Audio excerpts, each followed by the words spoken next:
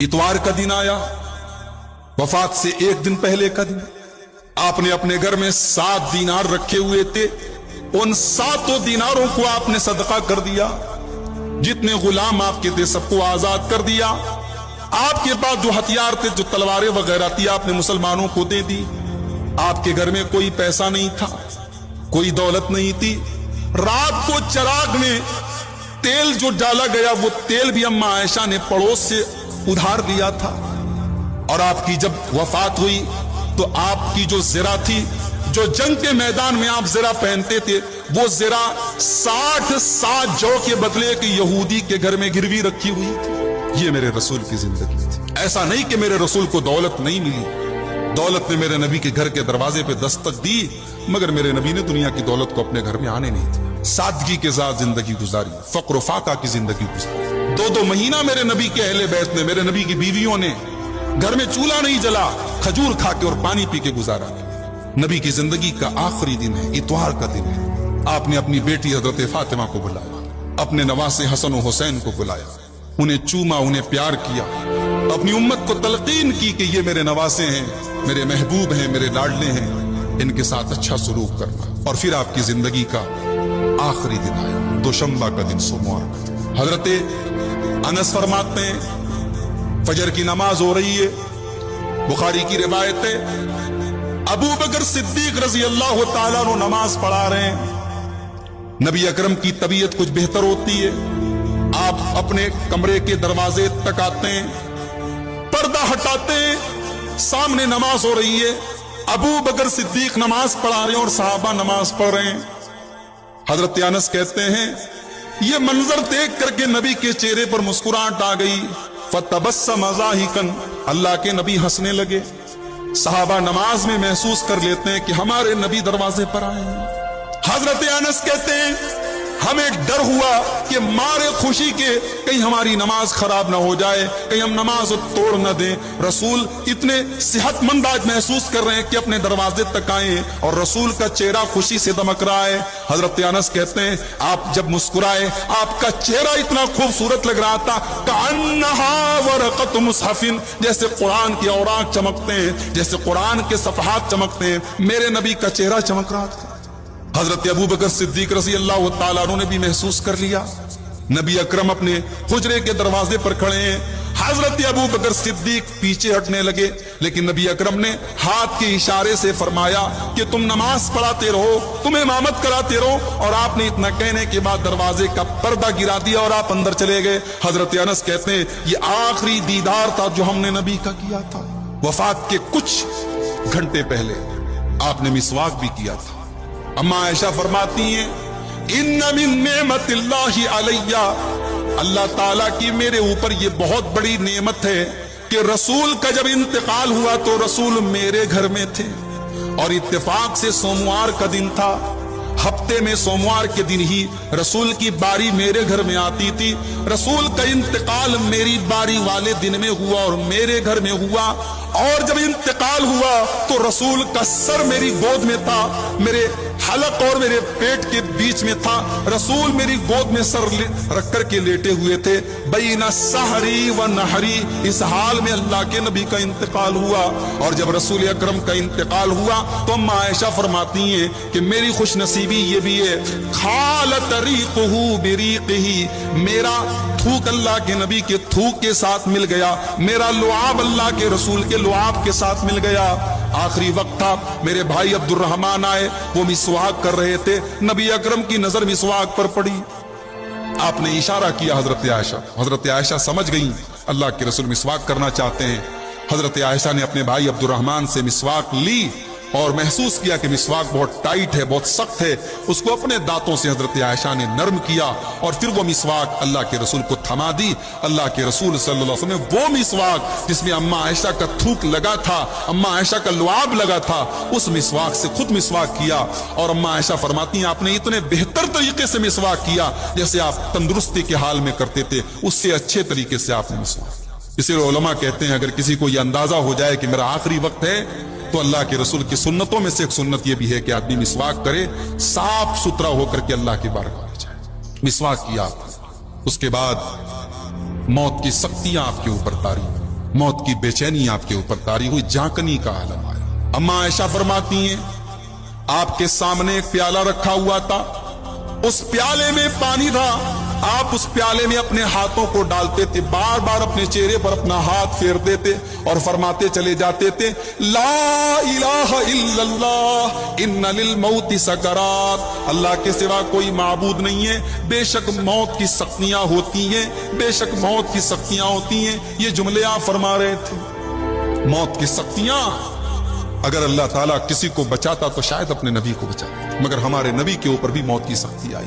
आपने महसूस किया मौत की सख्ती। उसके बाद आपने अपने दोनों हाथों को उठाया और आपने फरमाया, अल्लाहुम्मा ग़फ़िरली वरहमनी वअल्हिक़नी बिर्रफ़ीक़िल आला, ऐ अल्लाह मेरे ऊपर रहम फरमा, ऐ अल्लाह मेरी बख्शिश फरमा, और ऐ अल्लाह तू मुझे अपने पास बुला ले, ऐ रफीक आला, ऐ सबसे बुलंद रफीक, ऐ सबसे ऊंची जात, तू मुझे अपने पास बुला ले। अम्मा आयशा फरमाती हैं, आखिरी टाइम मैंने कान लगाया, नबी अकरम की जुबान पर ये जुमले भी थे, मअल्लज़ीना अनअमता अलैहिम मिनन नबिय्यीना वस्सिद्दीक़ीना वश्शुहदाई वस्सालिहीन, ऐ अल्लाह तू मुझे उन लोगों में शामिल फरमा दे जिन पर तूने इनाम किया है, अपने नबियों में, अपने सिद्दीकीन, अपने शुहदा और अपने सालिहीन बंदों में मुझे शामिल फरमा दे। सलफ का ये मनहज नहीं है कि सिर्फ कुरान और हदीस पर इक्तिफा किया जाए। फ़इन्न हाज़ा कुल्लु तवाइफ़ वल अहज़ाब यद्दऊन, इसलिए कि जितनी जमातें हैं और जितने मसलक हैं सब इसी का दावा करते हैं। कोई मसलक ऐसा नहीं है जो ये दावा करता हो कि हम कुरान और हदीस पर नहीं चलते, ये अपने बात की दलील के तौर पर वो कुरान और हदीस को पेश ना करता हो। शिया के पास भी आप जाएंगे वो कुरान से दलील देगा अपने मसलक की, कादियानी के पास जाएंगे वो भी हदीसों को तोड़ मरोड़ के पेश करेगा। तो कह रहे हैं कि सलफ का ये मनहज नहीं है कि सिर्फ कुरान और हदीस पर इक्तिफा कर लिया जाए, क्योंकि ये तो तमाम गुमराह और तमाम बातिल फिरकों का भी यही दावा है कि हम कुरान हदीस पे चलते हैं। बल्कि सलफियतु हिय तमस्सुक बिल किताबी वस सुन्ना, बल्कि सलफियत, सलफ के मनहज पर चलना या सलफियत कहते हैं कुरान और हदीस को मजबूती से पकड़ना, अला ज़ौइ फ़हम सलफ़ सालिह, सलफ़े सालेह की फहम की रोशनी में, सहाबे किराम की समझ की रोशनी में। कुरान दलील है, हदीस दलील है, मगर कुरान को सहाबे किराम की समझ की रोशनी में समझा जाए, हदीस को सहाबे किराम की समझ की रोशनी में समझा जाए। यह है सलफ सालेहीन का तरीका। फिर उसके बाद दलील देते हैं शेख मोहम्मद बिन उमर बाज़मूल, जिनकी नसीहतों पर हमारा यह दर्स चल रहा है। दलील देते हैं, कहते हैं कमा जा फी रिवायतिन, जैसे अल्लाह के रसूल की एक हदीस में यह बात आई, आपने फरमाया मा अना अलैहि व अस्हाबी, मेरी उम्मत में 73 फिरके पैदा होंगे, 72 जहन्नम में जाएंगे, एक फिरका या एक जमात या एक गिरोह जन्नती होगा। साहबा ने पूछा कि अल्लाह के रसूल वो कौन सा फिरका होगा, कौन सी जमात होगी, कौन सा गिरोह होगा? अल्लाह के प्यारे रसूल सल्लल्लाहु अलैहि वसल्लम फरमाया मा अना अलैहि व अस्हाबी। ये नहीं कहा कि जो कुरान और हदीस को थाम ले, कुरान और हदीस को थामने का दावा तो सब कर रहे हैं। आपने फरमाया कि वो जमात जन्नत में जाएगी जो उस मनहज पर, उस तरीके पर है जिस पर मैं हूं और मेरे साहबा हैं। अल्लाह के रसूल के ये अल्फाज बता रहे हैं कि कुरान और हदीस को सहाबा की समझ की रोशनी में, सहाबा के फहम की रोशनी में समझा जाएगा, और गुमराही वहीं से आई है जब हमने सहाबा को बीच में से हटा दिया। उसके बाद कहते हैं हाज़ा हुआ सबीलुल मोमिनीन, और यही वो मोमिनीन का रास्ता है जिसका जिक्र अल्लाह ताला ने कुरान में सूरह निसा की आयत नंबर 115 में किया। अल्लाह ने क्या फरमाया, वमन युशाक़िक़िर रसूल मिन बादि मा तबय्यन लहुल हुदा, जो रसूल की मुखालफत करे, जो रसूल की बात न माने हिदायत के आ जाने के बाद, वयत्तबि गैर सबीलिल मोमिनीन, और मोमिनों का रास्ता छोड़ दे। मोमिनों से कौन मुराद है? यहां सहाबा मुराद। तो रसूल से इख्तिलाफ करना, रसूल की बात ना मानना, इसके साथ साथ अल्लाह ने एक चीज और जिक्र की कि मोमिनीन के रास्ते को छोड़ दे। पता चला कि रसूल की इताअत के साथ साथ मोमिनीन का रास्ता यानी सहाबा का रास्ता अपनाना भी जरूरी है। जिस तरीके से रसूल की मुखालफत करना बहुत बड़ा जुर्म है और गुनाह है, वैसे ही सहाबा के मनहज और सहाबा के तरीके को छोड़ना भी बहुत बड़ा गुनाह है। अभी मैं मिसालों से अपनी बात को और वाज़ेह करूं। अल्लाह ताला ने कहा जो ये दो काम करे, رسول سے اختلاف کرے، رسول کی بات نہ مانے اور مومنین کا راستہ چھوڑ دے، اس کی اتباع نہ کرے. اتباع کا لفظ آیا، اتباع کا مطلب پیروی کرنا، یعنی صحابہ کے نقش قدم کی پیروی کرنا ہے. جو یہ کام نہیں کرے گا اللہ فرماتا ہے نولہ ما تولا، اس کو ہم ادھر ہی پھیر دیں گے جدھر وہ پھر رہا ہے. ونصلہ جہنم، اور اسے جہنم میں پہنچا دیں گے. وساءت مصیرا، اور جہنم سے برا کیا ٹھکانہ. یہ ہے شیخ محمد بن عمر بازمل کی وہ نصیحت جس پر آج کا ہمارا درس ہے. اس کا خلاصہ کیا ہوا، اس کو سمجھ لیجئے. خلاصہ یہ ہوا کہ سلف کا یہ منہج نہیں ہے کہ دین کو سمجھنے کے سلسلے میں صحابہ کو بیچ میں سے ہٹا دیا جائے، یا صحابہ کے بارے میں یہ کہا جائے کہ وہ بھی انسان تھے، ہم بھی انسان ہیں. انہوں نے قرآن کو اپنے طریقے سے سمجھا، ہم اپنے طریقے سے سمجھیں گے. انہوں نے حدیث کو اپنے طریقے سے سمجھا، ہم اپنے طریقے سے سمجھیں گے. یہ بہت بڑی گمراہی ہے جو آج امت کے بڑے طبقے کے اندر ہے. صحابہ کے بارے میں ہم کس طریقے کی آج باتیں کر رہے ہیں. صحابہ کے بیچ میں اختلافات ہوئے، صحابہ سے کہیں غلطیاں بھی ہوئیں، لیکن پھر بھی ہم دین کو سیکھنے کے سلسلے میں، دین کو سمجھنے کے سلسلے میں صحابہ سے کبھی بے نیاز نہیں ہو سکتے. اور یہاں پر ایک بات نوٹ کیجیے کہ صحابہ کے اندر 4 ایسی کوالٹیز تھی جو قیامت تک کسی کے اندر پیدا نہیں ہو سکتی. 4 ایسی خوبیاں تھی جو صحابہ کے اندر تھی، کسی اور کے اندر ہو ہی نہیں سکتی. پہلی خوبی، صحابہ کرام نے دین کو اللہ کے رسول سے ڈائریکٹ لیا تھا. انہوں نے قرآن کو اس سے سیکھا تھا جس کے اوپر قرآن اترا تھا. انہوں نے شریعت کو اس سے حاصل کیا تھا جو خود صاحب شریعت تھا، جس کے اوپر شریعت اتری تھی. تو صحابہ کرام قرآن اور حدیث کے اولین مخاطب ہیں. قرآن اور حدیث نے ڈائریکٹ جن کو خطاب کیا وہ صحابہ ہیں. ایک خصوصیت تو صحابہ کی ہے. اور دوسری خاص بات صحابہ کے اندر یہ ہے کہ صحابہ رسول کے اور امت کے درمیان واسطہ ہے. اللہ نے دین کو پہنچانے کے لیے رسول کو بھیجا، لیکن رسول جو دین لے کر کے آئے وہ دین امت کو ملا کس کے ذریعے، کس کے تھرو ملا؟ صحابہ کے ذریعے ملا. تو صحابہ رسول کے اور امت کے بیچ کا میڈیم ہے. اس لیے بعض علماء نے بڑی اچھی بات کہی ہے کہ جو لوگ صحابہ کو برا بھلا کہتے ہیں وہ ہمارے دین کے میڈیم کو برا بھلا کہتے ہیں. وہ یہ ثابت کرنا چاہتے ہیں کہ ہمیں دین پہنچانے والے، ہمیں قرآن دینے والے، ہمیں حدیث دینے والے گڑبڑ ہیں. تو جب قرآن دینے والے گڑبڑ ہیں، حدیث دینے والے گڑبڑ ہیں، تو کیا گارنٹی ہے کہ قرآن صحیح ہے؟ کیا گارنٹی ہے کہ حدیث صحیح ہے؟ تو صحابہ کو برا بھلا کہنے والے وہ ڈائریکٹ تو نہیں بول رہے ہیں، لیکن انڈائریکٹ وہ پورے دین کو برا بھلا کہہ رہے ہیں، پورے دین پر سوالیہ نشان کھڑا کر رہے ہیں. تو صحابہ کی یہ دوسری خصوصیت ہے. صحابہ ہمیں دین پہنچانے والے، ہمیں دین نقل کرنے والے. صحابہ کی تیسری خاص بات، دین کا جتنا گہرا علم اور سمجھ ان کے اندر تھی وہ قیامت تک کسی کے اندر نہیں پیدا ہو سکتا. کوئی کتنا بڑا علامہ بن جائے، ڈگریوں کی بھیڑ لگ جائے اس کے پاس، پوری زندگی پڑھنے پڑھانے میں گزار دے، مگر کسی ایک صحابی کے برابر نہیں ہو سکتا. دین کی جو سمجھ اللہ تعالیٰ نے ان کو دی تھی وہ قیامت تک کسی اور طبقے کو، کسی اور گروہ کو حاصل ہونے والی ہے. اور صحابہ کی چوتھی خاصیت، صحابہ اللہ تعالیٰ کا سلیکشن ہے. یہ جملہ نوٹ کیجئے، صحابہ اللہ تعالیٰ کا سلیکشن ہے. اللہ نے ان کو چنا ہے، اللہ کا چناؤ ہے، وہ اللہ کے چنے ہوئے لوگ ہیں. جس طریقے سے اللہ نے اپنے رسول کو چنا ہے، رسول کی مدد کرنے کے لیے اللہ نے رسول کے صحابہ کو چنا. اس لیے دین کو سمجھنے کے سلسلے میں ہم صحابہ کو نظر انداز نہیں کر سکتے میرے پیارے بھائیو. یہ بہت ضروری اور بہت اہم چیز ہے. اللہ تعالیٰ قرآن کریم میں سورہ توبہ کی 100 نمبر کی آیت میں کہتا ہے والسابقون الاولون من المہاجرین والانصار والذین اتبعوهم بإحسان رضی اللہ عنہم ورضوا عنہ. بہت غور سے سنیے، اللہ کہہ رہا ہے کہ میرے نبی کے وہ صحابہ جنہوں نے ہجرت کی ان کو کیا کہا جاتا ہے؟ مہاجرین کہا جاتا ہے. اور میرے نبی کے وہ صحابہ جنہوں نے ان ہجرت کرنے والے لوگوں کی مدد کی ان کو کیا کہا جاتا ہے؟ انصار. یہاں پر ایک بات اور نوٹ کر لیجئے کہ صحابہ میں مقام اور مرتبے کے اعتبار سے جو مقام مہاجرین کا ہے وہ انصار کا نہیں ہے. یہ بات یاد رکھیں، مہاجرین کا مقام اور اونچا ہے. حالانکہ دونوں صحابہ ہیں، مہاجرین بھی صحابہ ہیں، انصار بھی صحابہ، ہمیں دونوں سے محبت ہے. مگر اگر آپ کیٹیگرائزیشن کریں گے، اگر آپ فضیلت کے اعتبار سے صحابہ کو رکھیں گے تو فضیلت میں سب سے ٹاپ پر کون لوگ ہیں؟ مہاجرین ہیں. کیوں؟ انہوں نے اپنا سب کچھ چھوڑ کر کے، اپنا وطن، اپنا گھر بار، بال بچے، اپنی عزت، اپنا مقام سب قربان کر کے مکہ سے مدینہ انہوں نے ہجرت. ٹھیک ہے انصار صحابہ کرام نے بھی ان کی مدد کی, اپنا گھر دیا, یہ بھی بہت بڑی قربانی ہے, لیکن اس سے بڑی قربانی انہوں نے پیش کی. بھئی وہ تو ایک امید پر گئے تھے, مدینہ میں ٹھکانہ مل بھی سکتا ہے, ہو سکتا ہے نہ ملے, اللہ کا نام لے کے نکل گئے, پہلے حبشہ چلے گئے, بعد میں مدینہ گئے.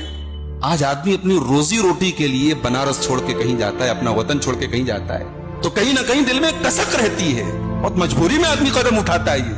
یہ روزی روٹی کے سارے راستے بند نظر آتے ہیں, لگتا ہے کہ میرے بچوں کا مستقبل کیا ہوگا, تب آدمی یہ قدم اٹھاتا ہے. جبکہ آج ہم اگر بنارس چھوڑ کے, اپنا وطن چھوڑ کے کسی دوسرے شہر جاتے ہیں, تو ہم پہلے سے آئیڈیا لے لیتے ہیں کہ ہمیں اچھا مکان ملے گا, اچھے پڑوسی ملیں گے کہ نہیں, وہاں پہ ہم جانے کے بعد ہمارا کام سیٹ ہو جائے گا کہ نہیں. یہاں تو مہاجرین کے سامنے کچھ نہیں تھا, وہ زیرو سے شروع ہوئے تھے, زیرو سے سب کچھ چھوڑ کے گئے ہیں, اور جہاں جا رہے ہیں وہاں کیا ملے گا کوئی گارنٹی نہیں. تو اللہ نے پہلے مہاجرین کا ذکر, والانصار, اور میرے نبی کے انصاری صحابہ, یہ سارے کے سارے لوگ, والذین اتبعوہم, اور جو لوگ ان کی اتباع کریں احسان کے ساتھ, اخلاص کے ساتھ.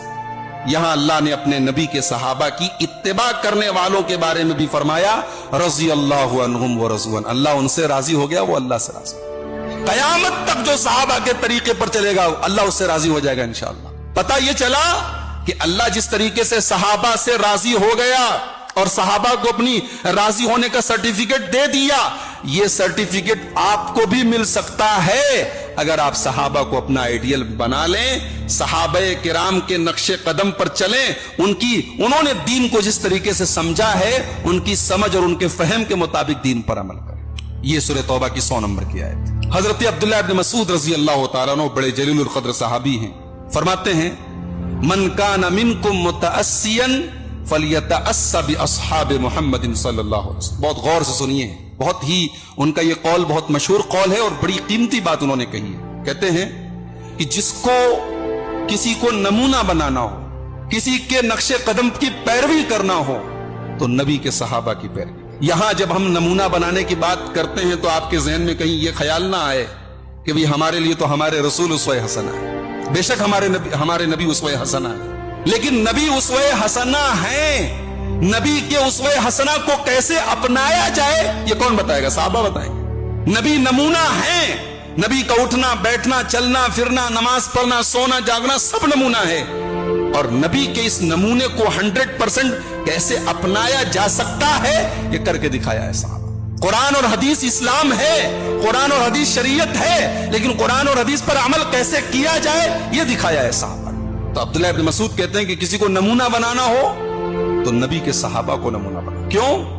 فَإِنَّهُمْ كَانُوا أَبَرَّ هَذِهِ الْأُمَّةِ قُلُوبًا, اس امت کے اندر صحابہ کے دل سب سے زیادہ صاف ستھرے, ان کے جیسا دل نہیں ہے. ہو سکتا ہے ان سے زیادہ نماز پڑھنے والے آ جائیں, ان سے زیادہ تہجد پڑھنے والے آ جائیں, لیکن وہ دل آپ کہاں سے لائیں گے؟ ایک ہوتا ہے ایمان اور ایک ہوتی ہے ایمان کی قوت, ایمان کی طاقت. جو طاقت صحابہ کے ایمان میں تھی, جو قوت صحابہ کے ایمان تھی, اور دین پر جو مضبوطی صحابہ کے اندر تھی, وہ قیامت تک بھی نہیں ہو سکتی. حضرت علی رضی اللہ تعالیٰ نبی نے ان کو ایک مرتبہ نصیحت کی تھی کہ اے علی, رات میں بستر پہ جب سونے جانے لگو تو 33 بار سبحان اللہ, 33 بار الحمدللہ اور 34 بار اللہ اکبر پڑھ کے سویا کرو. علی رضی اللہ عنہ کہتے ہیں, بخاری کی روایت ہے کہ نبی کی زبان سے یہ سننے کے بعد ساری زندگی بستر پہ میں جاتا تھا تو بغیر پڑھے یہ سوتا نہیں تھا. تو کسی نے پوچھا کہ اے علی, آپ کی زندگی میں بڑی مصیبتوں بھری زندگی آپ کی رہی ہے, بہت سارے فتنے آپ کی زندگی میں آئے, آپ کے دور میں آپ کی زندگی میں ایک جنگ بھی ہوئی تھی, مسلمانوں کی آپسی جنگ ہوئی تھی جس کو جنگ صفین کہا جاتا ہے. تو اے علی, کیا اس رات بھی آپ یہ تسبیح پڑھ کے سوئے تھے؟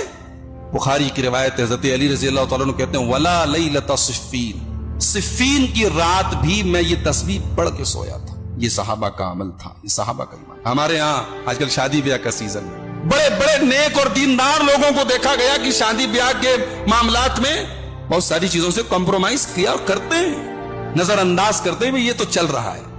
نمازیں چھوٹ رہی ہیں, شریعت کی بہت ساری خلاف ورزی ہو رہی ہے, اور اس کو کوئی بہت بڑا ایشو نہیں بنایا جا رہا. کیوں؟ شادی بیاہ کا معاملہ ہے, خوشی کا معاملہ ہے. صحابہ کرام کی زندگی میں خوشی بھی آئی, غم بھی آئے, ہر طریقے کے دور آئے, मगर जैसा उनके दिल में अल्लाह का डर था, अल्लाह की जात पर भरोसा था, कयामत तक किसी के अंदर वैसा भरोसा नहीं पैदा हो सकता। फ़इन्नहुम कानू अबर्र हाज़िहिल उम्मति क़ुलूबा, सहाबा के दिल इस उम्मत में सबसे ज्यादा साफ सुथरे, व अअमक़हुम इल्मा, और सहाबा के इल्म में सबसे ज्यादा गहराई थी। एक होता है कि इल्म है आपके पास, और एक होता है कि आपके इल्म के अंदर गहराई है, आप बात को समझते हैं। कुल हु अल्लाहु अहद, कह दो कि अल्लाह एक है, तर्जुमा तो आपको भी मालूम है, मगर अल्लाह एक है का मतलब क्या है, और कह दो किससे कह दो, ये होता है आयत का माना। एक होता है आयत का तर्जुमा पढ़ के कोई तकरीर करने लगे, कोई बयान करने लगे, और एक होता है कि आयत की सही फहम उसको मिल जाए। सहाबा को कुरान की आयत की सही समझ थी, सही फहम था। वो आमक़हुम इल्मा, इस उम्मत के अंदर उनसे ज्यादा गहरा इल्म किसी के पास नहीं। वो अक़ल्लहुम तकल्लुफ़ा, और सहाबा के यहां तकल्लुफ नहीं, बनावट नहीं थी, रियाकारी नहीं थी, दिखावा नहीं था, जो ऊपर से थे वही दिल में था। मोटा मोटा झूठा मोटा खाना खा लेते थे, रूखा सूखा खाना खा लेते थे, जैसा वैसा कपड़ा पहन लेते थे, मगर उनका ईमान, उनका तकवा, उनका इल्म मिसाल था। उनके तकल्लुफ नहीं था, उनके कुर्ते बहुत खूबसूरत नहीं थे, उनके कपड़े बहुत खूबसूरत नहीं थे, उनके चेहरे बहुत नूरानी, या हमारे यहाँ के दौर के हिसाब से कह लें आप, सहराओं में रहने वाले, रेगिस्तान में रहने वाले लोग थे। वो रुस्तम के दरबार में भी गए तो उसी हुलिये में गए। रुस्तम ने अपने दरबार को सजाया था,